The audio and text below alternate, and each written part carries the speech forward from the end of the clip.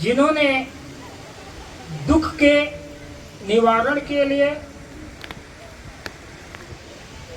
अलग अलग प्रकार से जीवन की हर समस्या और हर पीड़ा को मिटाने की हमें विशेष युक्ति प्रदान की।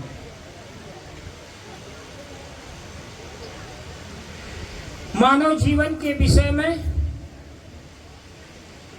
सभी जानते हैं,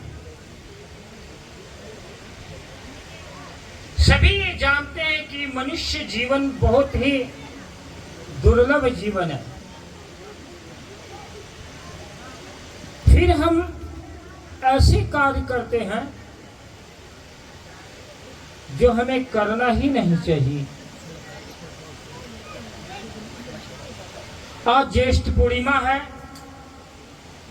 और ज्येष्ठ पूर्णिमा के दिन में इस ब्रह्मांड में एक ऐसे महापुरुष का प्रादुर्भाव हुआ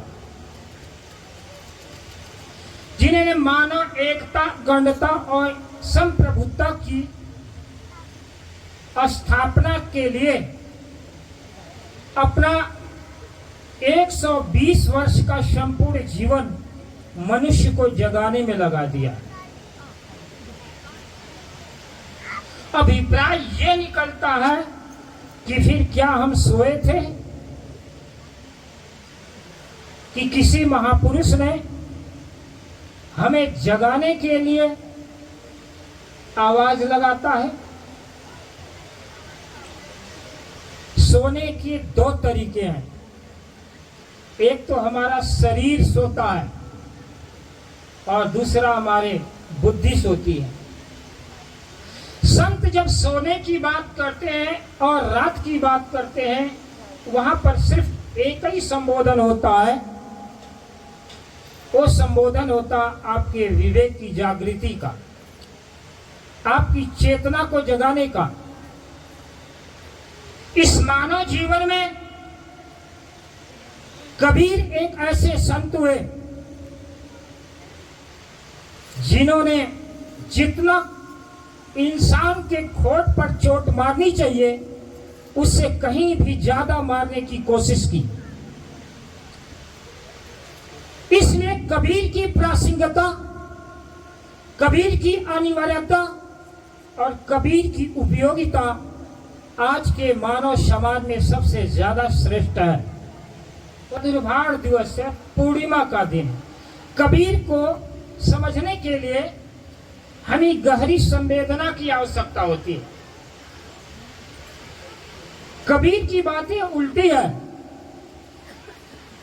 परंतु सुनने में उल्टी है, परंतु समझने में बहुत ही सरल, सुगम है, सरल है।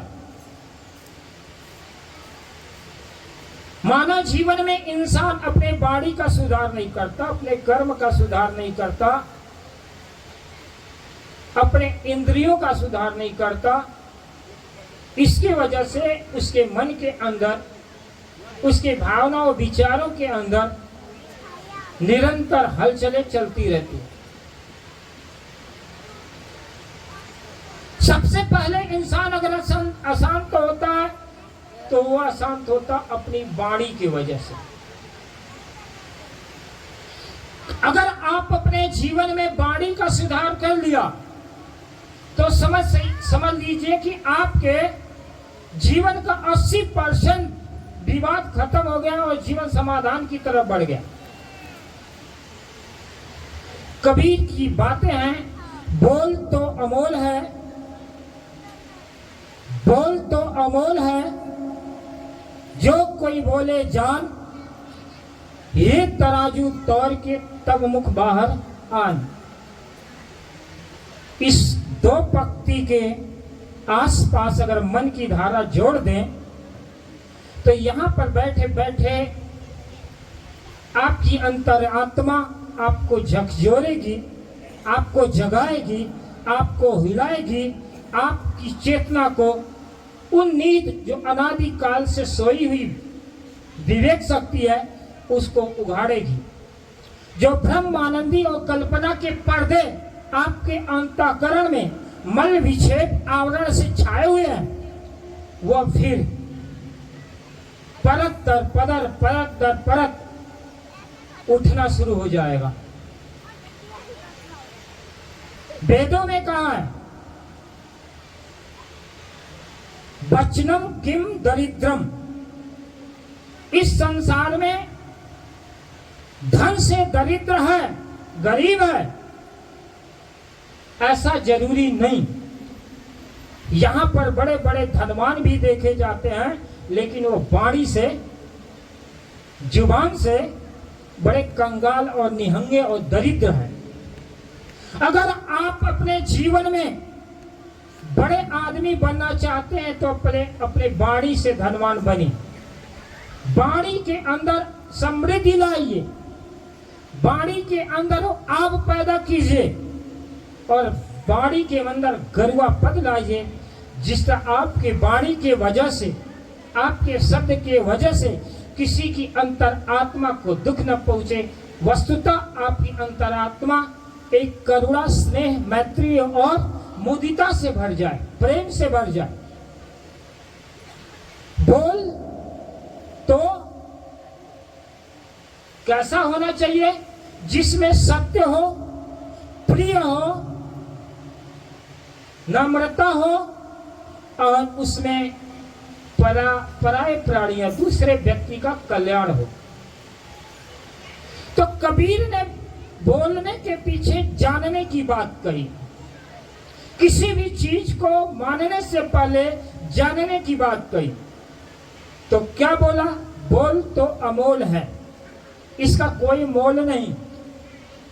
बोल तो अमोल है, जो कोई बोले जान, और ये तराजू तौर के तब मुख बाहर आन।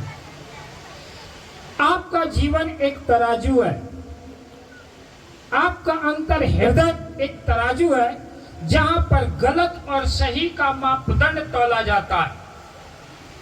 यदि आप सही और गलत को आप अपने हृदय के तराजू पर तोलना नहीं सीखे तो समझ लीजिए आपके जीवन जीने का तजुर्बा नहीं मिला।